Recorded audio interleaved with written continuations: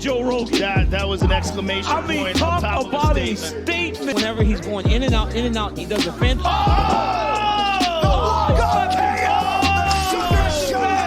Oh my goodness. Oh my goodness, he slept him. Sunsow attacks the body late in the round.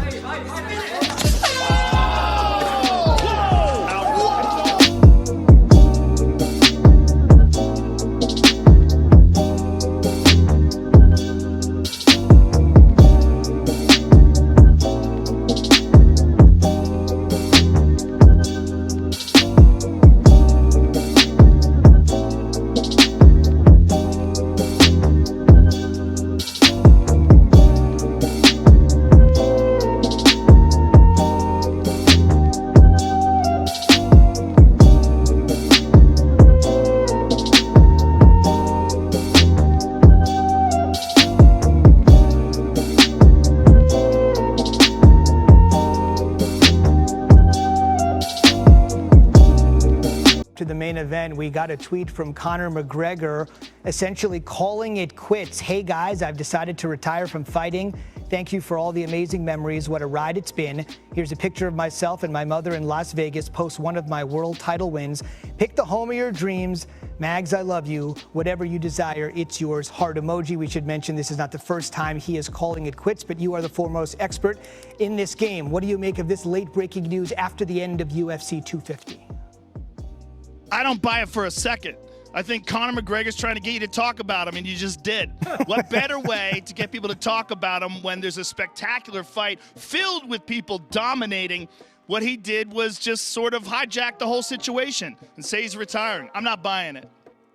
I guess mission accomplished. We certainly did talk about him. One thing that you might not be aware of, just moments ago, Conor McGregor tweeted that he's retiring. Did you see this? No, I didn't see it, but Megan O'Leary told me. Okay. What's your initial thought on Conor McGregor saying he's retired? Listen, I say it all the time. First of all, let me start here. Let me reiterate. We're in a pandemic, and the world is a really crazy, confusing place right now. And I think that a lot of people are feeling this. Listen, you don't think that I do? You think that what I'm doing right now is easy at all? I mean, there's 3 times a day I throw my hands up, and I'm like, I'm done. I'm done with this. So I understand what everybody's going through, and everybody wants a fight right now. You just said it yourself. We can't move around. We can't go to different arenas. There's a lot of things we can't do. And I think a lot of people are frustrated right now. Frustrated and upset, mad, confused. Mm-hmm. I think that the world is very emotional, a very emotional place right now. Yeah. And nothing surprises me right now. Nothing surprises me. People have been locked up in their house for 3.5 months. People are walking around wearing masks. There's protesting, there's rioting. There's a lot of craziness going on right now. Yeah. And I just think it's a weird time for a lot of people. And I'll say it again, I told everybody, you don't have to fight. Mm-hmm. We're not going anywhere. You can retire. You can say, I'm not going to fight. You can do whatever you want right now. Nobody is pressuring anybody to fight. Yep. And if Conor McGregor feels he wants to retire, you know my feelings about retirement. You should absolutely do it. Yep. And I love Conor. Conor's one of the, there's a handful of people that have made this really fun for me. And he's one of them.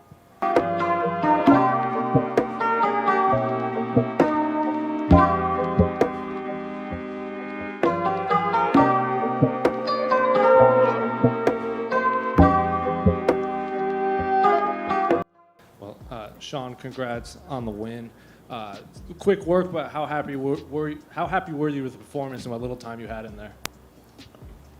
Yeah, it went perfect. You can't complain. It seems like, I guess 3 months ago, the same thing happened. I got in there, I did what I needed to do, and got out. So it feels super similar to that fight.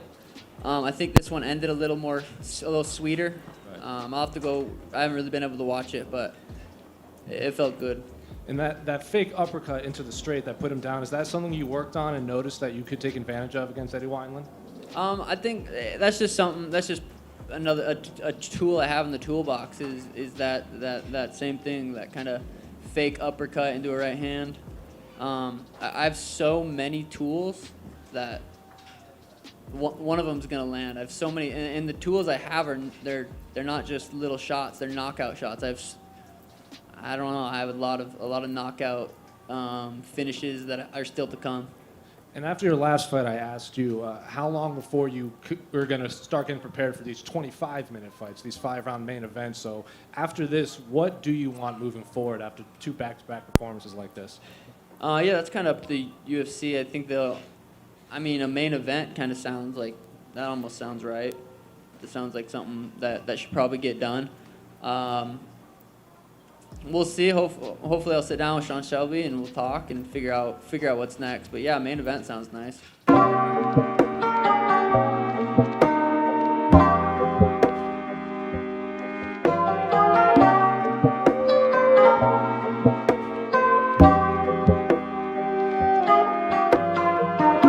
Cody, now that is a way to return to the octagon. Now you've had a few moments to digest the performance you just put on. Where's your emotions at right now? I feel great. You know, it's been a long journey to get back to the win column. You know, I went from 12-0 world champion at 25 years old and a 3-fight skid, you know what I mean? And that sometimes happens in life. You know, you go through those growing periods, you know, and that's what it was, a growing, learning period.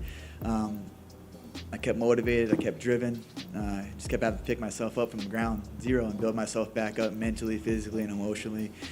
And my passion and love is here for the sport to stay, and that's it. I'm excited to be back. Absolutely. We could see that change in you. You started fast but patient. It looked like, you know, all the things you told us this fight week were put to play there. But then the finish, right on the buzzer, you took that big dip. Talk us through what's going through your mind, because your eyes didn't deviate from Rafael at that point. Yeah, I felt great. You know, all week, Coach Mark and my other coaches were saying, hey, the inside shots, you know, that's a lot of your knockouts come from the inside shots. So, you know, roll dip, and that's what we worked on all camp. You know, just getting back to myself, not being in front of someone. I got the speed, I got the power, I got the vision. Don't let these guys. I don't need to stand in front of these guys and brawl and put on a show. I can pick them apart just like that. I stayed calm. I waited for a sunsal to open up. I was doing level changes, doing what I needed to do in our game plan with my coaches to get that victory. And it feels so good to just be so in sync with the coaches and to finally get that victory over a tough adversary. Having had all this time off now, have you thought about how soon you'd like to get back in there? I heard that they're going to Fight Island, and there's only one name that I want to fight in Fight Island. That's Peter Yan. You know, so Dana, I'm healthy, I'm ready. I want this strap back. I want this world championship back. It's vacant for a reason, and that's my destiny to get it back. So I'll go through whoever they need me to go through, but it's inevitable that it's mine. So do you feel you're going to need to fight a fight or two more with obviously Aldo and Yan lined up, and then Aljamain possibly guaranteed that next shot? Is it maybe 1-2 more fights? What do you think? Let's do a tournament. Let's do a bantamweight tournament. You know, let's get us in there. Let's go to Fight Island for a few months. Go get quarantined out there and just bring our coaches, bring enough trifecta food to eat. A little plug right there. But and let's go to war. Let's get this battle. Let's get this tournament, and let's see who the real champion is. Let's go back to the old school days.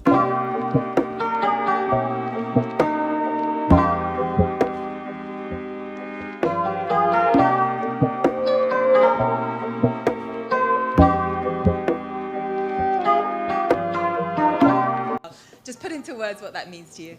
I can't. I'm so happy and proud of myself, of my coach, my team. I'm so happy. Look, your coaches just carried you in and placed you on the chair. What injury or pain are you feeling right now? The same injuries always. You know, I like to kick a lot. The first couple ones, the first round, she's check and I kick her knee. From that moment, my shin was like really like, ow. But I always be able to kick more through the fights, and right now I didn't even can stand on it. The adrenaline must have been pumping. You disguised it well. Look, you always not only like to beat people at their own game, but test yourselves, continue to make history. And tonight you said afterwards you wanted to go the 5 rounds, and you did show us, again, you've improved and improved even more. Why was it so important for you to do that and potentially go the distance? Yeah, I know. I want to do that. I want to go to 5 rounds with the most tough girl. And tonight I prove it. I know Felisa is the toughest girl in this division, you know, and I know she's gonna handle, you know, exactly what she did it tonight. And I just want to prove it. You know, I can go to 6 rounds and not only 5 anymore, you know, and laugh, enjoy being there.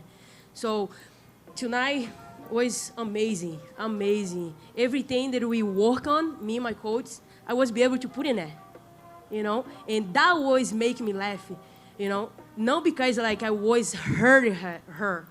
Was because I was be able to put it together, everything we training, you know. Every fighter want to do that.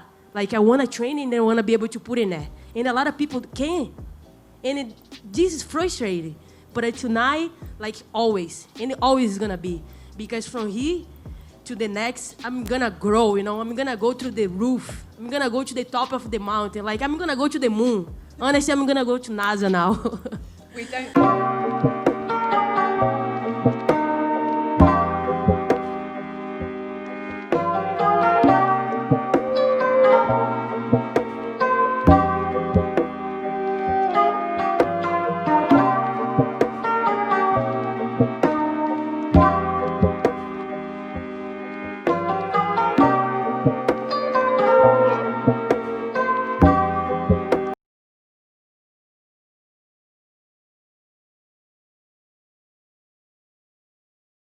Did you just say basketball?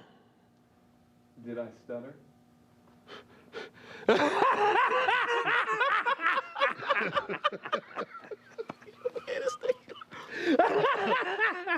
That's funny.